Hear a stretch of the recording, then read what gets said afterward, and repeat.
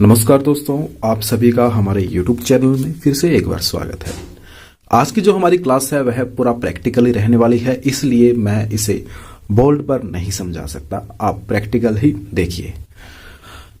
इससे पहले वाली क्लास में हमने ओम के नियम को सीखा था, ओम्स लॉ को सीखा था और कुछ क्वेश्चन भी करने के लिए मैंने आपको दिए थे और उनका आंसर कमेंट में बताने के लिए कहा था। और बड़ी अचंभे की बात है कि किसी का भी कमेंट उस वीडियो पे नहीं आया, शायद कोई नहीं कर रहा। तो चलिए, हमारा तो काम है वीडियो बनाना, ये आपकी मर्जी है आपको सीखना है या नहीं सीखना। तो आज की इस वीडियो में हम ओम के नियम को पूरा प्रैक्टिकली सीखेंगे, देखेंगे कि कैसे वास्तव में ओम का नियम काम करता है। और यह जो वीडियो है आपको प्रैक्टिकली बहुत काम आने वाली है और रिपेयरिंग में भी इसका बहुत महत्व है। दोस्तों, रिपेयरिंग कोई आम चीज नहीं है। इलेक्ट्रॉनिक्स आइटम की रिपेयरिंग करना कोई बच्चों का खेल नहीं है। ऐसे ही हर कोई रिपेयर नहीं कर सकता। सबसे पहले उसको थ्योरी का ज्ञान होना आवश्यक है। बिना थ्योरी के अगर आप अधूरा ज्ञान प्राप्त करोगे तो वह आपके लिए ही घातक बन जाएगा, आप हर चीज का नुकसान कर देंगे। तो चलिए, आज की यह वीडियो हम स्टार्ट करते हैं। तो दोस्तों, ओम का नियम यह था V समानुपाती I, जैसे कि आपको स्क्रीन पर दिख रहा है। यानी कि किसी सर्किट के अंदर अगर वोल्टेज का मान आप बढ़ाओगे तो उसमें बहने वाली धारा का मान भी बढ़ेगा। तो यह ही आज हम चेक करने वाले हैं। करंट का मान भी चेक करेंगे, यह सब प्रैक्टिकली होगा। तो चलिए स्टार्ट करते हैं। एज ए लोड हमारे पास एक बल्ब है जो कि प्रॉपर 12 वोल्ट पे ऑपरेट होता है और वोल्टेज सोर्स के लिए हमारे पास एक सप्लाई है। ये जो आप स्क्रीन पर देख पा रहे हैं, इसी सप्लाई से हम प्रैक्टिकल करेंगे। तो चलिए करते हैं। तो सबसे पहले हम इस मल्टीमीटर को एम्पियर में सेट कर लेते हैं, यानी कि एम्पियर चेक करने के लिए हमें इसे 10 एम्पियर पर सेट करना होता है। और जब हम इसे 10 एम्पियर पर सेट करेंगे तो ये वाला जो पॉइंट है हमें ऊपर की तरफ लगाना पड़ेगा। कुछ इस तरीके से हम इसे सेट करेंगे। अब ये मीटर जो है एम्पियर चेक करेगा और वोल्टेज हम इस मशीन से बढ़ाएंगे और वेरी करेंगे। तो देखेंगे किस तरह से ओम का नियम काम करता है। तो आइए सबसे पहले हम वायरिंग कर लेते हैं। वायरिंग के लिए मल्टीमीटर की एक वायर को हमने बल्ब की किसी एक वायर पर लगाना है।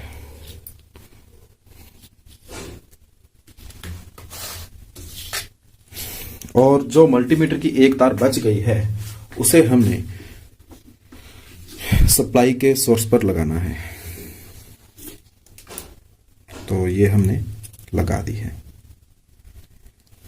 अब एक तार सप्लाई की बच गई है और एक इस लोड की है। इसे थोड़ा सा सही कर लेते हैं ताकि आपको समझने में दिक्कत न हो। और ये हमने इस लोड के लगा दी है।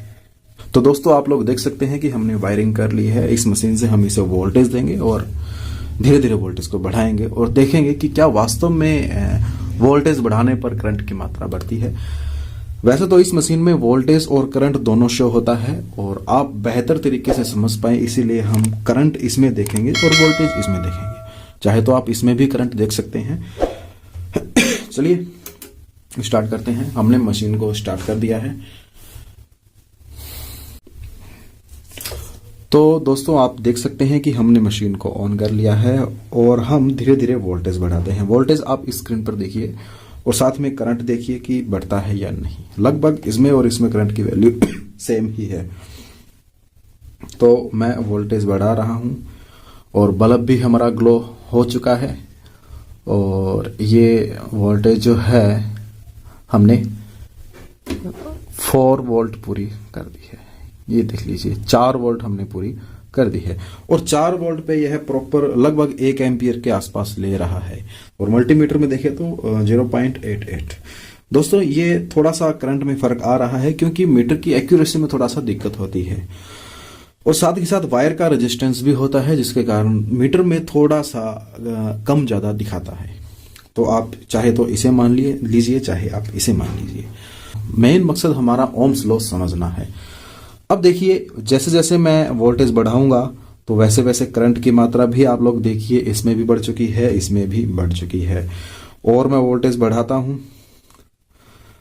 तो 6 वोल्ट मैंने यहां तक बढ़ा दी है और इस करंट जो है 1.2 एम्पियर हो चुका है। और मैं वोल्टेज बढ़ाता हूं तो देखिए, अगर मैं 7 के करीब वोल्टेज करता हूं तो आप देखिए करंट भी बढ़ रहा है। तो मैं यही आपको समझाना चाहता था कि वोल्टेज समानुपाती एम्पियर होता है। देख लीजिए, हम वोल्टेज कम करते हैं तो करंट भी हमारा कम हो रहा है। ये देख लीजिए, 1.6 वोल्ट पे लगभग 0.5 एम्पियर करंट है। और अब हम इसे बढ़ाते हैं तो देखिए 6 वोल्ट पे हम देखते हैं,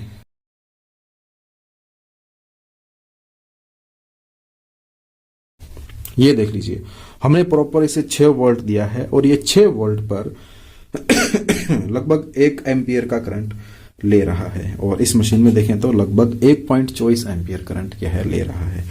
अब इस वोल्टेज और इस करंट की सहायता से हम रेजिस्टेंस भी निकाल सकते हैं। ओम के नियमानुसार कल मैंने आपको बताया था कि V = IR होता है, जिससे कि हम I की वैल्यू भी निकाल सकते हैं, R की वैल्यू भी निकाल सकते हैं।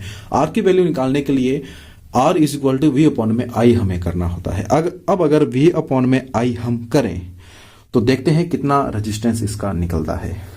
तो आप लोग स्क्रीन पर देख सकते हैं कि जो R का मान है लगभग 4.8 के करीब निकला है, यानी कि लगभग 5 ओम या 4.5 ओम इसे हम मान सकते हैं। और यह ओम की वैल्यू जो है हम मीटर से भी चेक कर सकते हैं। तो चलिए इसे मीटर से चेक करते हैं कि वास्तव में क्या यह इतना ही रेजिस्टेंस है। तो चलिए इसे चेक करते हैं। सबसे पहले मीटर को हम ऑफ कंडीशन पे लेकर के जाते हैं और ये यहां लगाते हैं।